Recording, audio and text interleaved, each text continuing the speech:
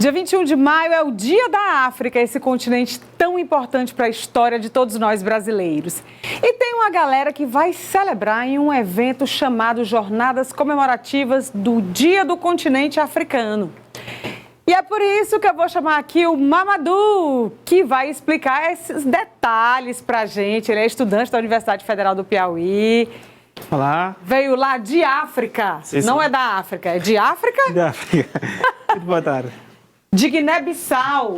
É isso, Mamadou? Da Guiné-Bissau. Da Guiné-Bissau. O Mamadou estava falando que a gente comete alguns erros na hora de chamar o continente e na hora de chamar o país. Então, é em África. Então, você estudou em uma universidade em África, Não, é isso? não. Na África. Ah, Mamadou, então explica aí para o meu telespectador e aproveita e me ensina também. Tá, mas antes eu agradeço pela oportunidade, dizer que estou feliz de poder estar aqui pela primeira vez, né? Eu me chamo de Mamadou, sou da Guiné-Bissau, no continente africano. O que eu estava a tentar explicar há pouco era de que a gente não fala na África. Sim. Tipo, eu vou fazer uma viagem na África, vou fazer uma coisa na África. A gente fala em África. Em África.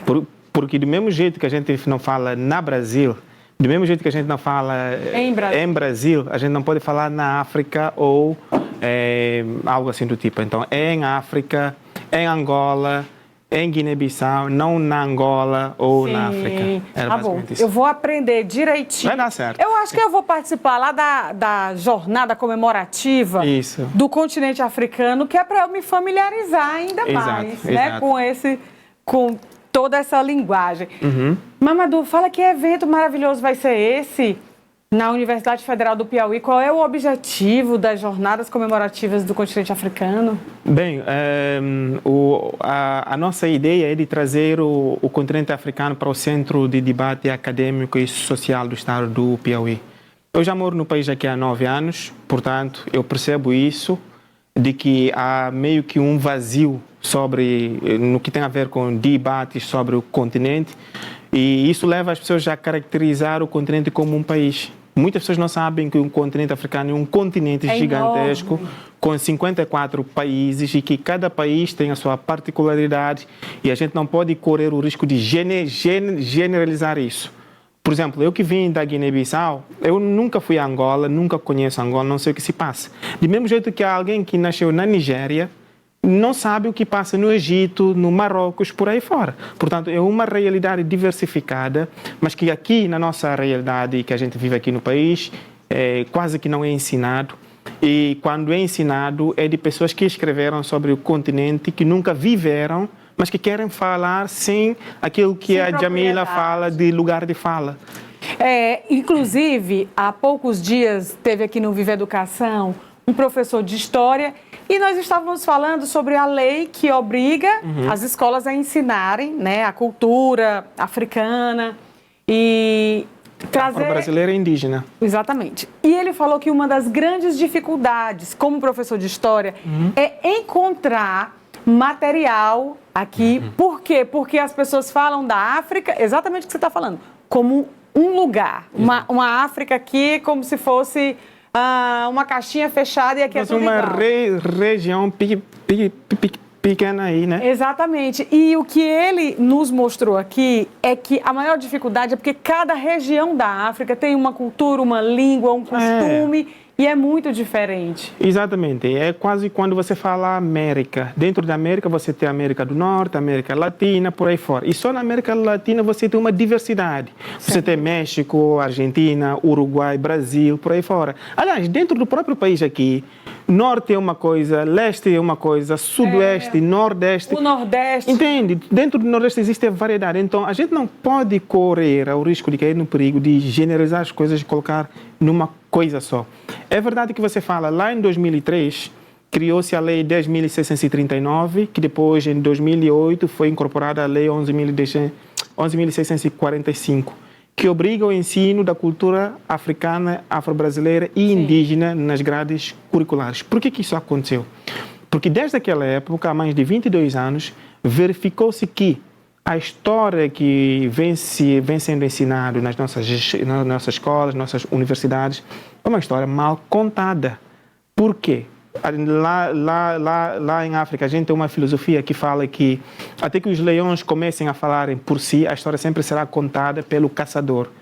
E esse caçador não é ninguém mais do que o nosso colonizador. Então, portanto, quando ele vai contar, exatamente, quando ele vai contar a história dele, ele vai contar como se fosse que ele nos salvou, que ele nos resgatou. Quando que não, ele nos invadiu, sequestrou, estuprou, matou, desumanizou, portanto, colonizou. É nessa lógica que eles falam que Pedro Álvaro Cabral descobriu o Brasil. Ele não descobriu nada. O Brasil ele invadiu. Ele já existe tinha uma população. Exatamente. Do mesmo jeito também que falam que descobriram a África, descobriram a Guiné. Não, isso tudo é mal contado. Ou seja, quando a gente para ver, o único episódio que se ensina nas escolas sobre a África é o episódio da própria escravidão. Só. Ou seja, a sociedade brasileira não sabe nada, quase nada sobre a África, além da escravidão. Sendo que se a história do continente africano tivesse 200 páginas, né, de um livro, a história de escravidão começaria na metade da última página desse livro. O que eu quero dizer com isso? De que existia toda uma civilização que foi disseminada, que foi apagada e, portanto, houve pilhagem epistêmica. Por que eu falo isso?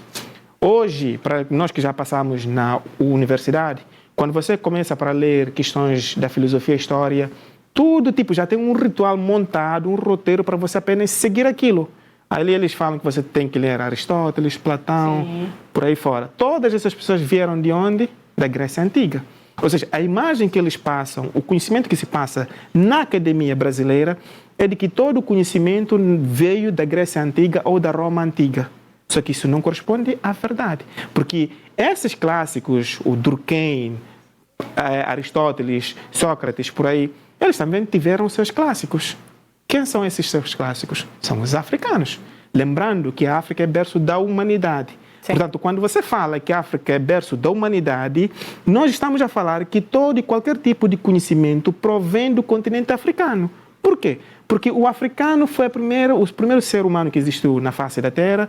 Portanto, é inconcebível que o africano já tenha sido pensando a sua forma de sociedade há 36 mil anos e que desde aquela época até hoje ele não produza nada.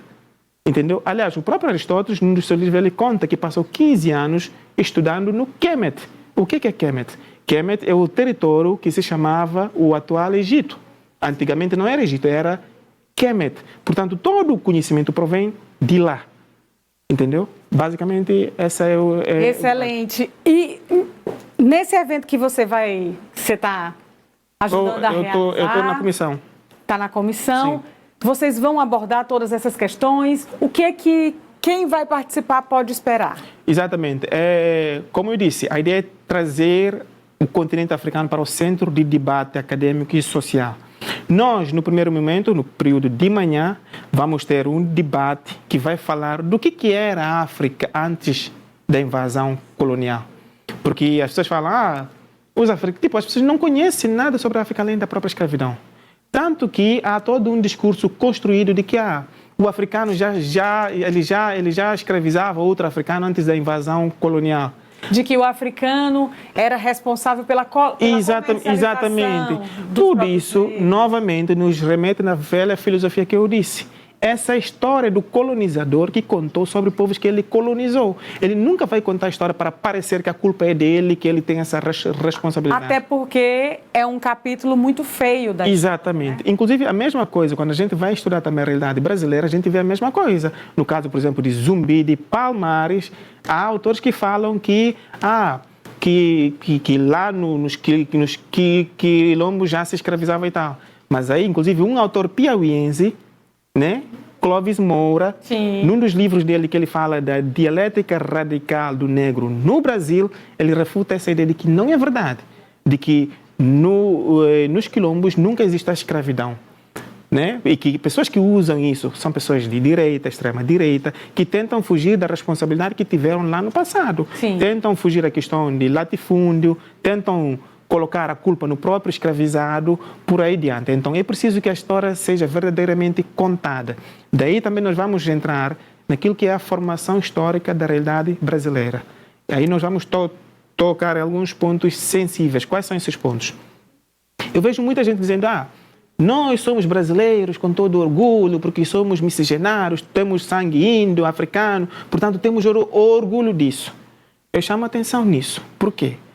Um brasileiro que conhece a história, que conhece o que foi o processo de miscigenação, nunca pode ter orgulho daquilo ali. Porque aquilo que se chamou de miscigenação, que autores como Gilberto Freire, no seu livro Casa Grande Senzala, essas pessoas são pessoas que reforçam a narrativa do colonizador. Porque a ideia de miscigenação, que começou a partir da vinda dos europeus e consequentemente, essa miscigenação que deu hoje essa categorização que nós temos de pardo, que antigamente era mulato, depois passou para moreno e hoje é chamado de pardo, era uma forma de eliminação da população negra como um todo, mas especificamente africanos e indígenas. A meta era até que 2012 que não existisse nenhum indígena ou africano negro nesse país aqui. Portanto, você vê que a história é muito profunda e que foi mal contada em si. E essa mesma história em si, a gente não vê isso sendo ensinado nas escolas. Não tem. Não tem. E a Lei 10.639, ele veio justamente para isso. Só que hoje, universidades... Aliás, ano passado, o MEC fez um levantamento, né, um diagnóstico para ver, de 2003 para cá, o que as escolas, universidades fazem. Porque, repara uma coisa, a lei não fala que é uma questão facultativa. É uma obrigatoriedade, sim, tanto da própria rede estadual e da rede municipal e as universidades ensinarem isso. Mas as universidades não ensinam, a rede pública de escolas, de ensino médio, até nos creches não ensinam. E a sociedade fica calma. Por quê? Ninguém quer falar nada. Ou seja, há uma ideia antigamente que fala que quando você cala sobre um determinado assunto, você está se consentindo. É verdade. E é uma pena. É uma pena, realmente. É uma pena porque o continente africano tem muitas contribuições, como você falou. Eu segui, inclusive, eu não lembro agora como é que é o nome, um perfil no Instagram de uma mulher negra que traz as grandes rainhas do continente africano, o que elas significaram, as suas batalhas. Eu achei super interessante. Exato, porque o que acontece?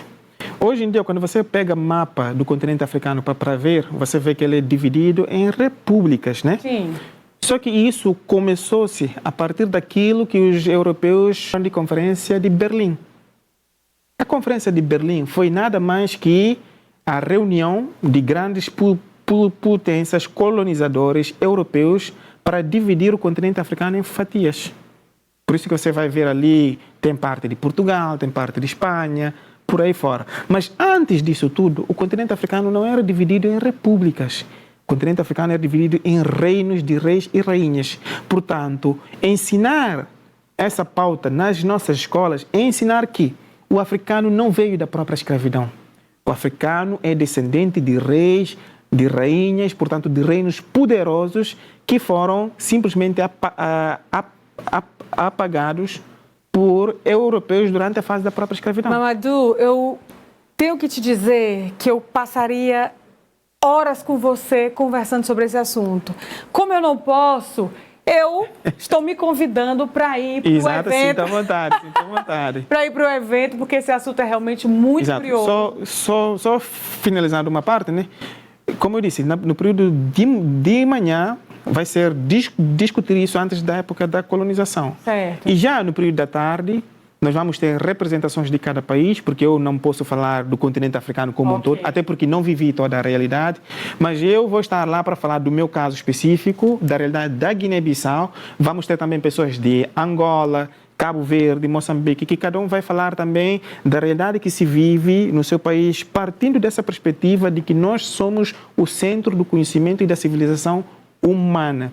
E mais para frente vai ter as comemorações, vai ter um coffee break, sim, vai ter um momento ali de interação que vai ajudar as pessoas a conhecer e, consequentemente, isso também vai se culminar com a criação da Associação de Estudantes Africanos no Piauí como um todo.